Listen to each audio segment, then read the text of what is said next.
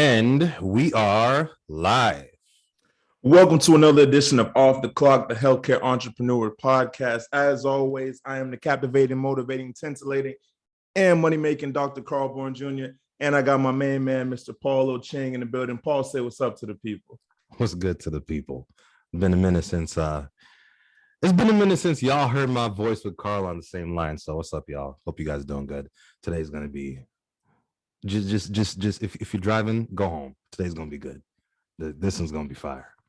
Yes, sir. So, as always, every time the two of us are on here, we try to bring you guys special guests that can upgrade your business, your life, your brand, especially to all our healthcare heroes out there, right? We try to make sure that y'all are able to know some plays that you can make to diversify your income, especially, when you're working so hard with patients and everything that comes with being a healthcare professional.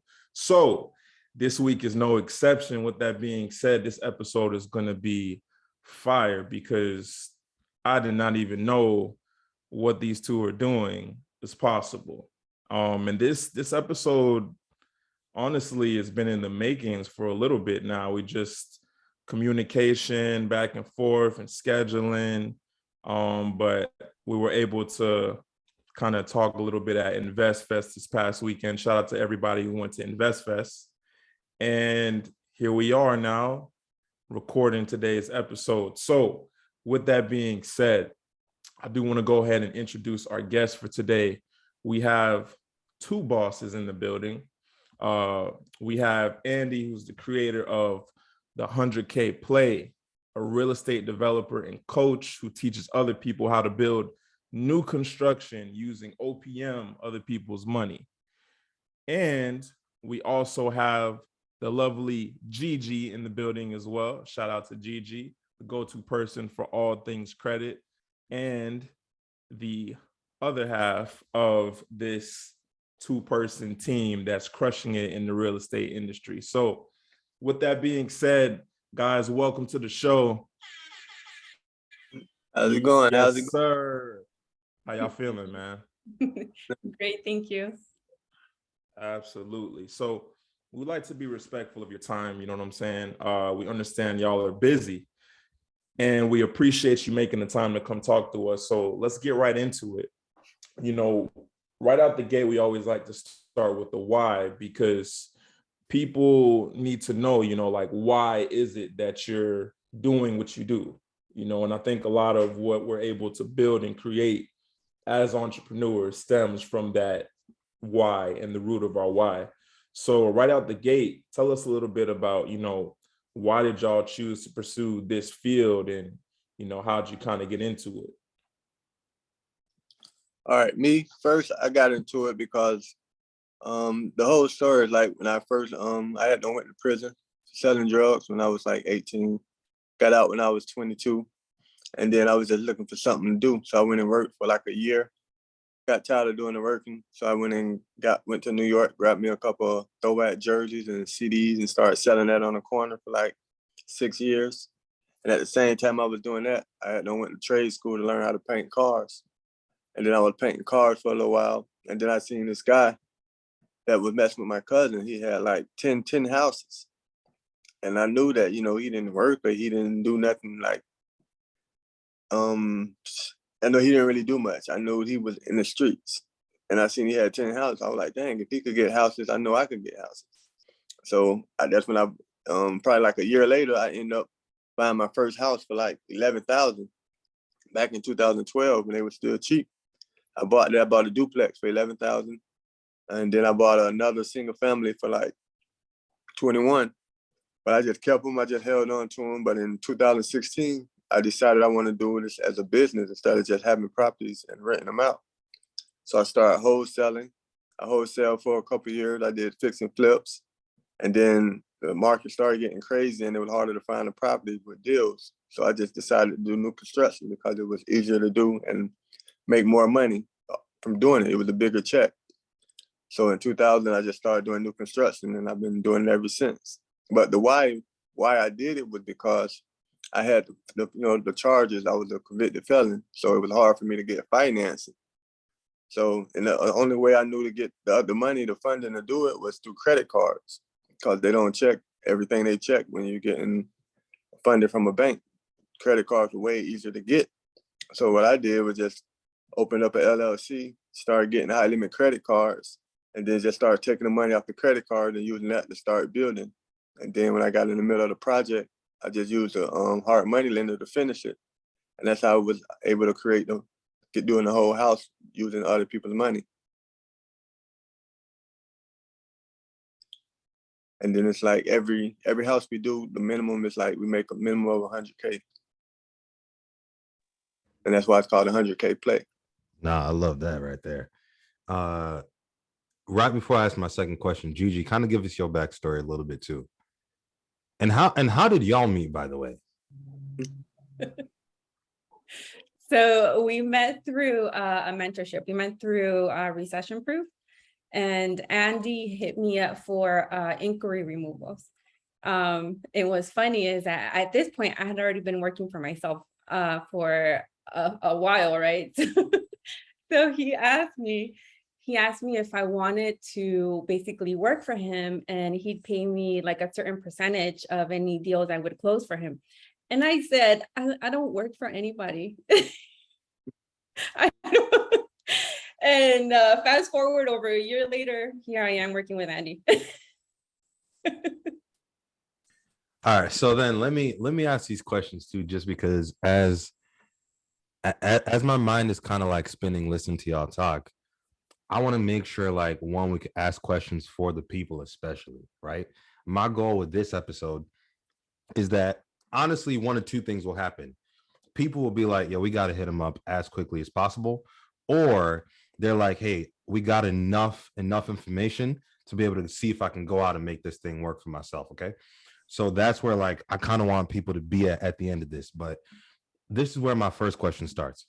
When you start to think about just the real estate world and like a lot of the barriers that could be in it, and you kind of talked about it, especially with like getting banks to approve you loans, because that's like pulling teeth out of without anesthesia, right? Right. So what like triggered you to be like, yo, you know what, I could actually just grab these credit cards? Like, did something specific happen, or you just woke up one day and said, look, I can get credit cards, I can pull it out, I can make it happen? What led to that moment? It was just the struggle of trying to get financing. It was so hard to get financing. It was hard to get a hard money lender to lend you money on the beginning. It was hard to get money from a bank. And then I just knew that I had credit cards already. So it's like the easiest thing to do is just get more credit cards with higher limits and just take the money off of those and just use that to start it. And then once the hard money guy see you have some skin in the game, then he'll go ahead and lend to you to finish it.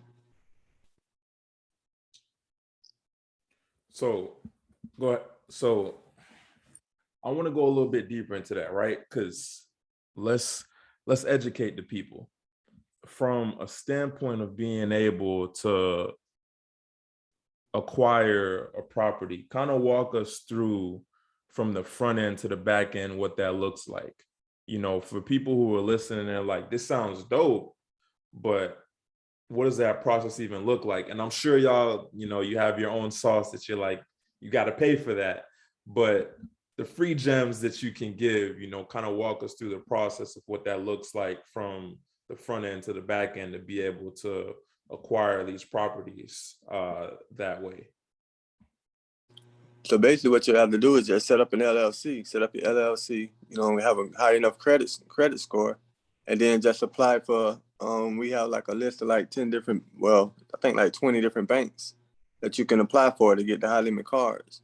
Then once you get the high limit cards, you can do the manufacturer spending to take it off, or you could do like, it's a couple companies out there. One of them is called Plastique, where you can use that and you could take the money off the cards with that. They charge like a 3% fee. You can do it that way. And it's you can use like your Stripe account to get money going through it. There's different ways to do it. And those are the ways we teach you at the boot camp. But you just basically got to get the money off the card. And once you get that money off the card, all you really need is like 30 grand to start digging and get you to the foundation to where you could get the hard money lender.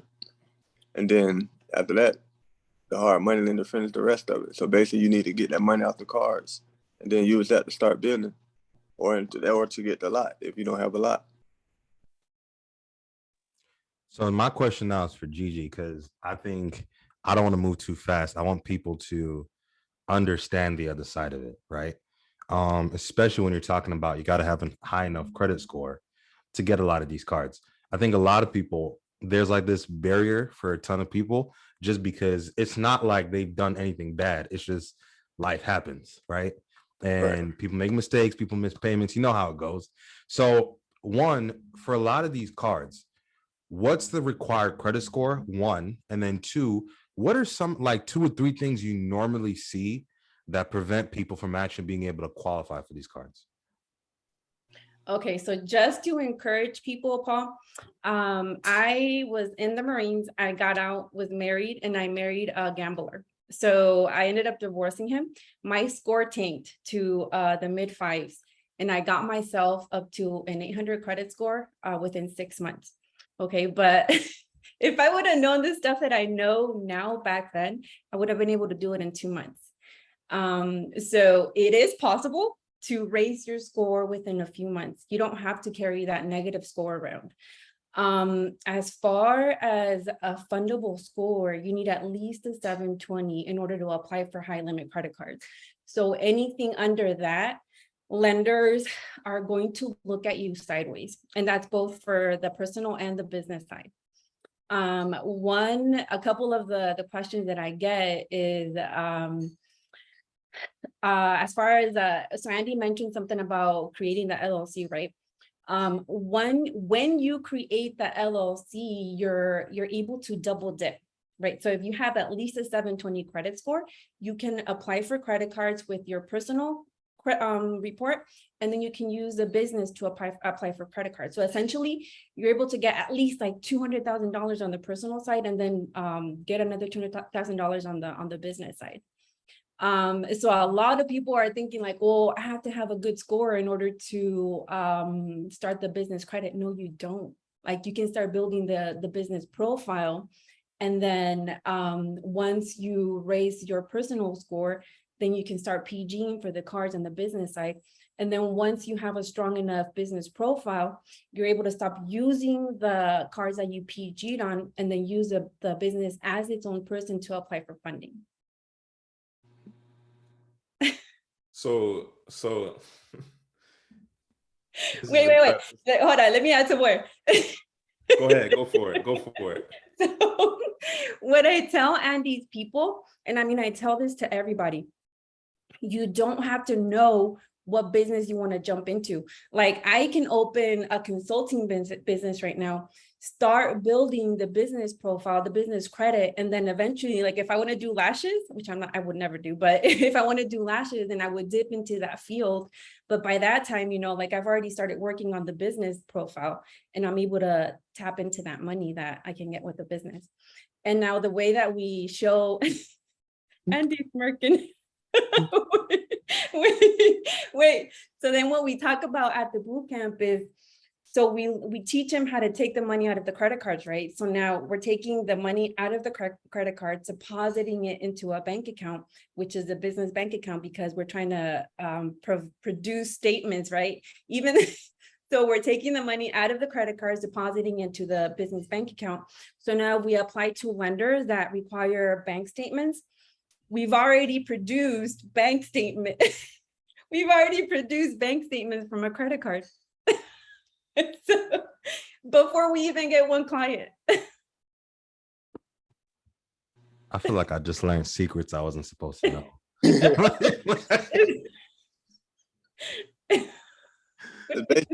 Basically just make it, kind of show you how easy it is. Like, most people think it's really hard, but it's just you not knowing what you need to do. Like, knowing the right thing can make you really, if you knew what to know, it'd be really easy for you. And that's what the whole process, the whole play. And then with anybody that signed up to the boot camp, I pay to get their credit done for free, so they don't have that problem. You get the credit done for free, and then you learn what to do with the credit.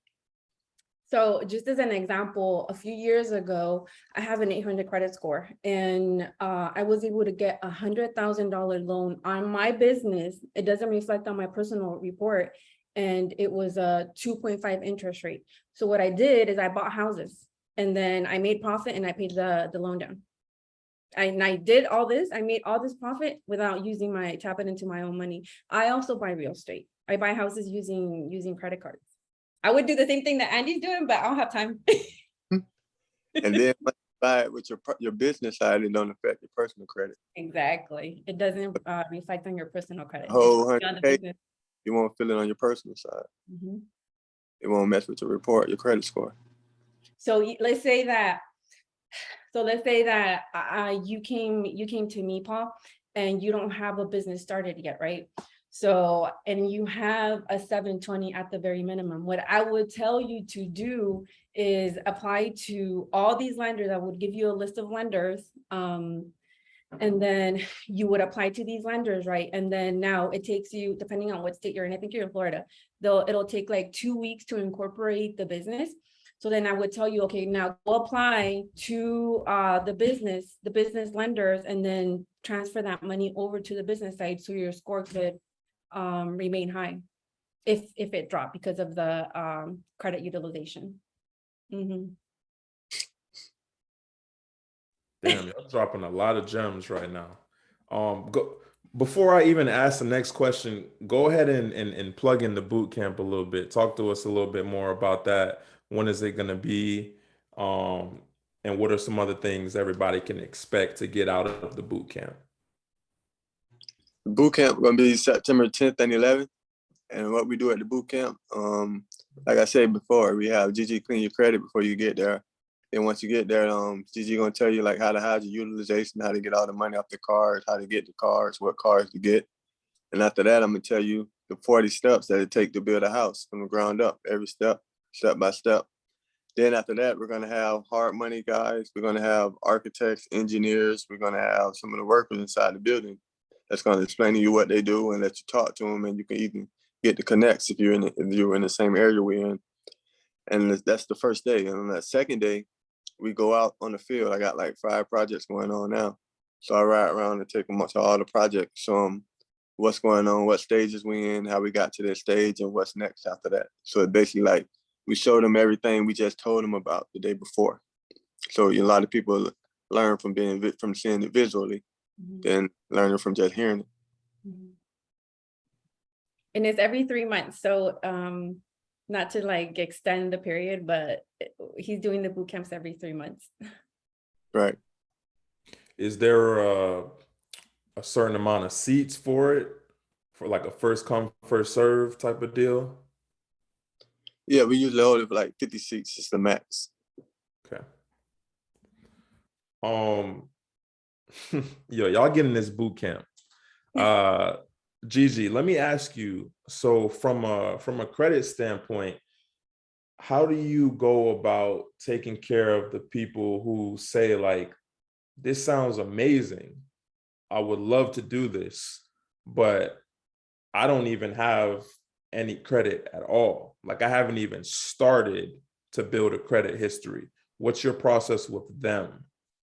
So with them, Karl, I add positive trade lines. So I add primary accounts. I try not to add like the authorized user accounts, because some of the lenders don't even acknowledge those accounts, and it's just a waste of money because they cost anywhere from like $600 to like, I don't know, $1,500. It's just depending on the age and the limit of the card. What I do get asked the most, Karl, is like the majority of us got hit with the recession, right? Or the COVID and then the recession, right? So then they tapped out their credit cards. So a lot of them have high utilization. What I do with these people is, and then the majority of them have like under $10,000. And that to me is small because we can't really do anything with $10,000, right? So what I do is I remove these cards from the credit report. So when I remove the cards from the credit report, that decreases their DTI and it increases their credit score. So, and then, I mean, they're still responsible for paying the credit cards. They'll call me and they'll ask me like, well, do I still have to pay? Yes, you do have to pay it. I'm just removing your credit score to bump up your, I'm removing the account to bump up your credit score. So I'm sorry, Paul, this is my time right now. So, so let me ask, you know, and both of you feel free to chime in on this one. But from a standpoint of when you're deciding on a property or you're deciding on a lot, what would you say are like the top 3 things that you kind of look at before you say, okay, yeah, this is the one we want to go with? Well, first, you want to know what the house is selling for in the area. Like for the play to make sense, you got to be at a certain number. Like if we getting the house is worth like 400K, we can't spend no more than 100K on a lot. So basically, you want to find a lot where the house is going, new house is going for at least 375 to 400K to make the play work. So that's the first thing you want to know, what the numbers are. Second thing you want to know is like, what is zoned for? What can I do here? So you want to know what is zoned for. Like you want to go down to the city and ask them like, okay, I got this lot right here. I'm thinking about buying it. What can I put here? Or if you have something that you want to do, you can ask them, okay, can I do this here on this lot? And then you also got to make sure that it ain't no wetlands on it to where it's wet to where you can't build on it. Like a lot of houses you would buy, lots that you buy that have like acreage, some of it be wetlands, but you wouldn't know if you don't go down to the zoning department and ask them. And then the third thing would be basically you just want to make sure that it got city water or city water or city sewer. That way, if you don't, then you know you got an extra 10K and getting a septic tank, and then you got probably an extra 5K for buying a well to put on there. So that'll be like an extra 15K you didn't count for if you didn't know nothing about it. So those 3 things that you can look forward to before buying a lot. All right. See, here's what happens. All right. Y'all come in here and you just share this game. And now I feel like I'm ready to sign up for the boot camp myself. Because I'm like, I gotta get in. Let me be very clear. So for the listeners, just real quick. I know we're like straight up in the middle of the episode, but could you just say the link to the boot camp? What is the link to the boot camp if people want to sign up? Basically, just go to AndyBuysHouses on Instagram, and all the links are in there. We got a link for the ebook, the boot camp, and the mastermind. So everything is in my bio on Instagram at AndyBuysHouses. Perfect. And we'll also drop that in the show notes too, so people could find it. All right, back to the questions. So one of the things I think a lot of people probably don't understand, because where, the audience we serve, people are primarily in healthcare. And so they know what they know, but they don't know what they don't know. Meaning every day, like, we could drive by, or, I'm here in Florida. So I think you're here in Florida too, Andy, right? So Right. we already know, especially in this Tampa Bay area, it's like houses just going up every day, right? Everywhere. But people still don't understand like the value of what it could do for them, right? They just look at it and think, hey, this might be a lot of hard work, or they feel like they can't really do it because they don't know how to build the right team.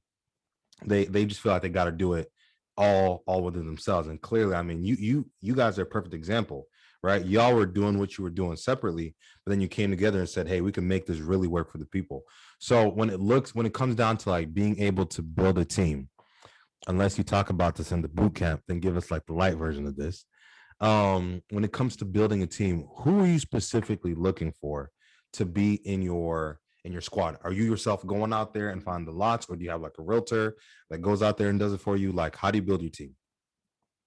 No, with the lot finding, it's different ways. Like we got wholesalers that bring us lots sometimes a realtor, but we really don't do too much of realtors because the market value, we don't really buy that at market value. And then unless it's in the area that got low prices, like some areas still, like in Newport Richie, if you find lots out there, they still cheap on the market. So if the numbers make sense, you still could do something like that.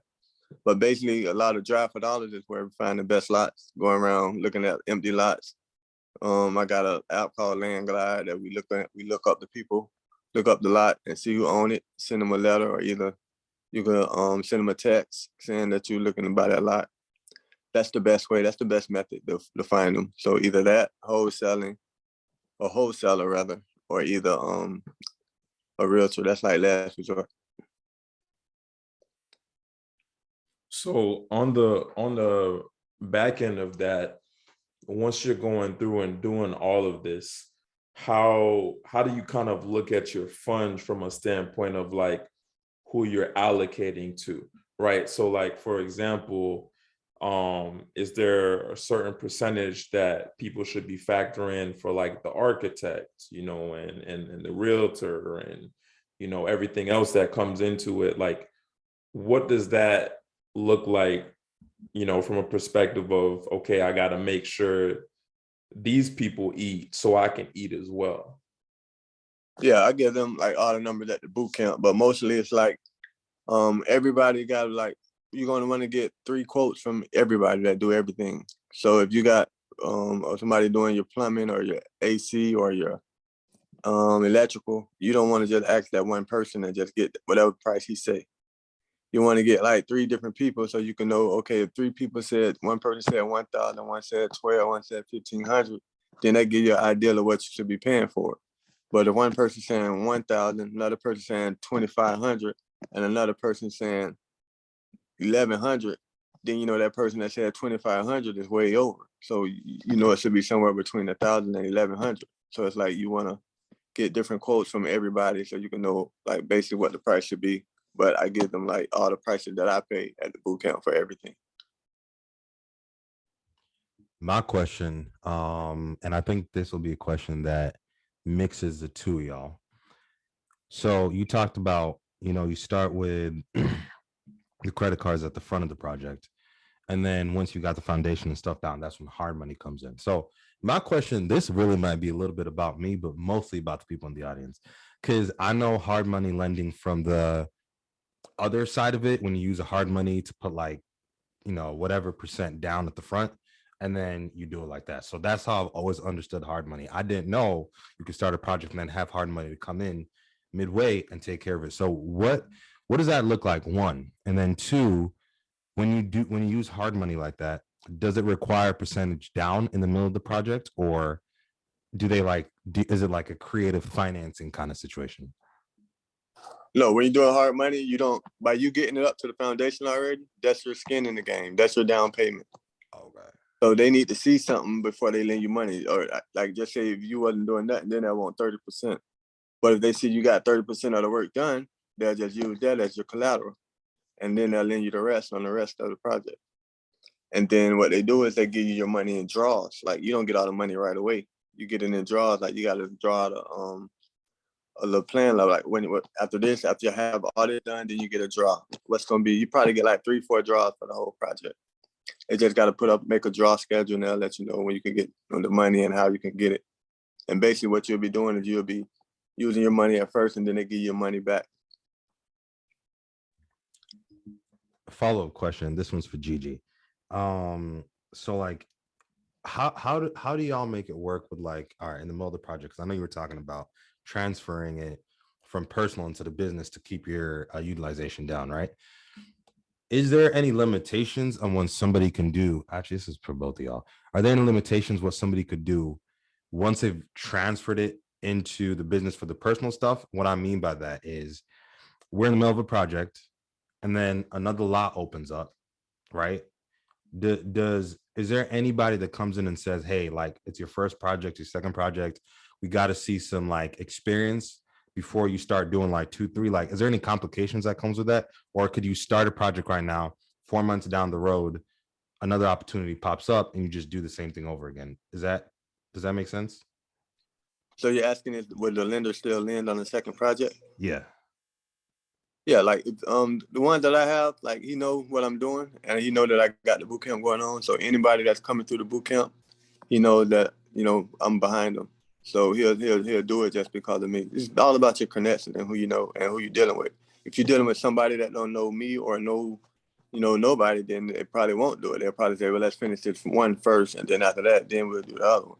But if the guy knows, because most likely if I bring somebody to him and they don't do it, I'll probably end up buying it from him. Like he'll take it back and I'll just buy it from him. So he feels safer that way, knowing that he got me the backing in case something go wrong. I have a comment. So you guys are in the healthcare. There's a lot of doctors that don't know what to do with their money. So if they want to be private investors, just have them tap in with us. So let's talk about that. From a private investor standpoint, asking more for me, but I guess for them too. What does that look like? Because I didn't even know that was possible with this. So kind of talk to me a little bit about, if I am a doctor that is listening and I'm like, okay, I like the private investor route. What would be required of me for that? Okay, it don't really have to be a doctor. It could be nurses. Nurses that got a lot of money. You don't rack up a lot of money, and it's just got to sit and you don't know how to work it. So basically, what it do, you'll it'll be like you're becoming like the hard money lender. So basically, what you'll be getting is like a percentage for the year, maybe 8%, 9%, better than sitting your money in the bank and letting it get nothing or making it lose value. So you'll be getting that percentage. Then you'll get like you got first dibs on the property just in case something go wrong.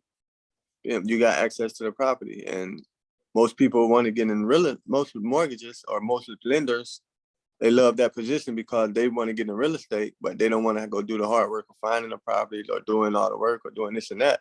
So by lending to somebody that don't do a majority of the work or done some of the work, it make it easier on them if it do default. So it's kind of like, okay, if they default, then bam, I got this and I can just have it finished or I can just sell it and get my money back.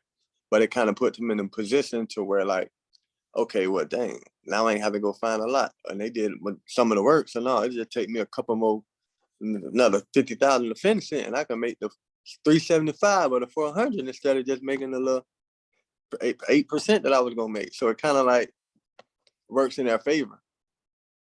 And but your money, I'm sorry, I didn't mean to cut you off. Go ahead. I got excited. Because we have a bunch of doctors that don't know what to do with their money. The money's protected with a lien. So basically you put a lien against the land or the property. And if anything happens when the property gets sold, you are the first person that gets some money, depending on what you put in. As an example, I'm a bank for somebody. So I get 30% out of however much I give them or lend them. And my money's protected. Like whenever he sells a property, I'm getting 30% of however much I gave him. You can't get that at the bank. You can't get that anywhere. He have to pay you that. The title company give you that. You get paid before he get paid, basically. Mm-hmm. Whoever the lien holder is on the property, they get paid before whoever is selling the property does. Yep. So that's the protection you have with that. So are you signing up, Carl? Listen, we're gonna have to talk. We're gonna have to talk. We're gonna have to talk off camera. Because got some things brewing, especially with that portion. All right. So let me ask this question then, because I think I want to scale back a little bit and just kind of think about, how y'all work from a mental side. I think, your mindset is one of the biggest things that could work in your favor. And for a lot of people, they just, how do I say this without offense? Well, okay, let me offend somebody. A lot of people are stuck in this like workers mentality, meaning that they basically take what's given to them and they accept everything the way it's presented, and that's just it, right? But I feel like to be in this game, like you got to be able to not just think on your feet, but you got to be resilient. You got to be like, this is real estate. So everybody that, if you're affiliated with real estate, understand that things can go not according to plan real quick. And if you come into this assuming that project's going to be done in 6 months, and 6 months and 1 day, you're like, why is the project not done? Like anything can happen, especially in Florida where it rains. So anything can happen. Right. So I want people to understand what y'all think about, what y'all do to improve your mindset, your outlook on what you do. And more importantly, like, if y'all are reading, doing personal development, what are some of the stuff that y'all do to make sure that you stay on top of your game? Because I think that's also stuff that people need. You go first, Gigi. All right. So I do a lot of reading. I read anything that has to do with self-development. I also, so Andy and I have like that hustling mentality, right? So there's days, he doesn't know this, but there's days where like just recently I got sick. So I was in an allergy medication and I didn't feel like doing anything, but he's over here texting me like, did you do this? Did you do that? I'm like, damn it, now I have to get up and do it, right? So you need those type of people in your circle, the people that are like, that have that same mentality, the go-getting mentality, and they unintentionally motivate you. And I, as an example, I don't have anybody in my circle that has a 9-to-5 job. No offense or nothing, but I don't have anybody in my circle that has a 9-to-5 job. Everybody is an entrepreneur. They have their own business, and they know how it is to only sleep 2 hours a day. And when it's like a 9-to-5, you, like you mentioned, you get up, go work for somebody, and I there's like no motivation there. I was just talking to one of my friends today, and when you slack off, like working for yourself, when you slack off, those are thousands of dollars that you're not getting. But when you're working, hustling every minute, every hour, those are thousands of dollars that you're getting. So as your bank account gets bigger, like the more you want to grind. Right. And me, it's like what I do, I listen to Audible a lot. I can't sit and read a book no more. I can't really sit still too long. So I gotta listen to something on the go. So I listen to a lot of Audible, a lot of books. One of my best books was Atomic Habits and Rich Dad Poor Dad. So those two I recommend. But that's what I do that, and then like on a normal day, I just ride around, go to my property, then I call different people that like on whatever stages I'm on. Like right now, I'm doing one that I'm doing flooring, so I called somebody about flooring today. So I have him doing the flooring. I had a roof done today on another project. I had trash picked up at another project. So basically, I'm just going around and keeping track of every project and what I got to do on it and what stage I'm in, and calling the people in that field to go ahead and knock that out, just to keep the process moving, the ball rolling. But a lot of people one thing I see is a lot of people is scared. Like a lot of people don't have that. They're scared of what they don't know. They think of failure before they think of success. Mm-hmm. A lot of people, before they even go in a project, they always think of what if this go wrong, like you were saying. What if this go wrong? I can't do this. What if I can't find it? So you coming in a project negative. So when you come into anything negative, you come into life negative, you're gonna get negative, or you're gonna attract all the negative things. So when you come in with a positive mindset, then you'll attract positive things, and positive things will go happening. You'll see the positive. You won't pay attention to the negative. But everything have negative in it. Like it'd be some inspections that I passed but that I failed for small reasons. But I just had a guy go out there, fix that little small reason a day or two, and go back, do the inspection again, and it passed. Most people cry about those small things that happen because they say, oh, it failed, oh, it did, he didn't do this right, he didn't do that right, he didn't do this. Mm-hmm. But really, all you had to do is go change one of the things. But a lot of people who's like thinking of that negative stuff all the time, a small little thing like that will make the whole thing go sideways. So instead of them taking that 1 and 2 day to fix, it may take a week or so because they negative, they yelling at the person, and the person like, okay, well, it ain't that bad, but they don't see it ain't that bad. They see the negative part of it. So that person may not want to go out right then. He may put you on the back burner and come out there another day. So it's like, you just gotta, if you stay positive, things gonna come up, but you just gotta look at the positive. Like, okay, once that get done, look where I'm at. Like, I'm doing this. Like, I'm really brought nothing and making something out of nothing. You get that positive mindset, and it'll move way faster than you thought. Yeah. Just to touch on that, like when I used to work for the government, I worked for the government for 14 years after I got out of the military, and I worked harder working for them. And I was capped out at like $50 an hour, however much they was paying me, right?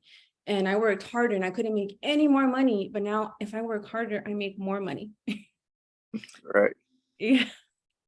And as like, if you're getting into real estate, like my motivation for me, and I just got a text message today, is the results from my clients. So I don't ask them to text me and let me know what their score is or what they got into, but just, I got a text message from one of my clients saying my TransUnion score jumped, I think like 44 points or something like that. That Right. changed his life. Like he could get $200,000. And even though I know I don't see it, but when they come back and they tell me like, this is what I got, Gigi, I was like, all right, I'm gonna keep on doing what I'm doing. No, y'all are doing great work. Like this is amazing. And I'm so grateful, that y'all made the time to come on the show, because we have had nobody on here that does what y'all do, so this is incredible. I want to circle back to you, Gigi, because you low-key didn't answer the question. um Andy said Rich Dad Poor Dad and Atomic Habits, and you said that you like doing personal development from a standpoint of books, but we like books over here too, and we like recommendations. So for you, what would you say have been the top 3 or top 2 books that have been like a game changer for like your mindset in the business? But one of the, I don't remember them, but one of them that I have right next to me is Profit First. Rich Dad Poor Dad too. It impacted me a lot because I'm a single parent. So my kid, like I have the hustling mentality. I like working for myself and I like making money, but my kid's dad, my kid's father is a complete opposite. So I had to show them different from what his father was showing them. And as you know, like the masculine, like presence is like, it overpowers my feminine presence. So I had to try a little bit harder to show them different. I got you. So one more question on my end, and then I'll pass it over to Paul. But this is a little bit more of a fun question we like to ask.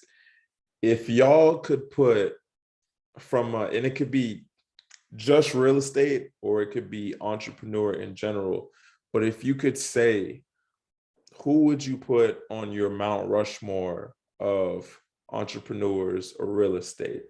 Like, who are the ones you look at and you're like, yeah, those the goats up there? Me, I look at Grant Cardone. He's like the goat of sales and real estate at the same time. Like That's the good one, bro.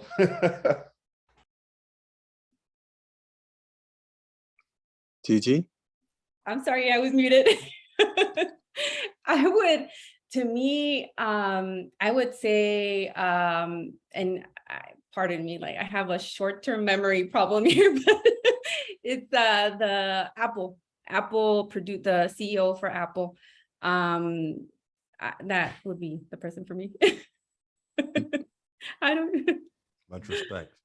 Much respect. Let me ask y'all one last question as well. And for me, it's a 2-part question. One, if you could go back to like when y'all were children or coming up or in high school, with the information you have now, what advice would you give yourself? And then 2, would high school you recognize the person that you are today? You said in high school, did you recognize who I am today? No, I'm saying, yeah, like if you went back and gave yourself advice in high school, would that high school version of yourself recognize who you are today? And what advice would you give them? No, actually, I got expelled in the 9th grade, and I got kicked out of school. Couldn't go to school in the county. But when I was in school, or basically back then when I was a teenager, it's like my whole goal in life when I got to 40 was just to be alive or either be out of prison. Like I didn't really have no goals, nothing. I couldn't see myself doing nothing. I never knew. I never had the vision. I just was just hoping to be free and hoping to be alive. That was it. Because a lot of the people I grew up with, they're not. They're in prison for a long time, or either they're dead. So my whole goal was just to be alive. And me doing what I'm doing now, it's like it was never thought of. I never thought I'd be building houses from the ground up. Like that was never my idea back then. I was just living life just to live. I really had no meaning back then. And what was the other question? What advice would you give the young version of yourself? I would give them advice of the start, grinding early. Grind early and party later instead of partying early and working hard later.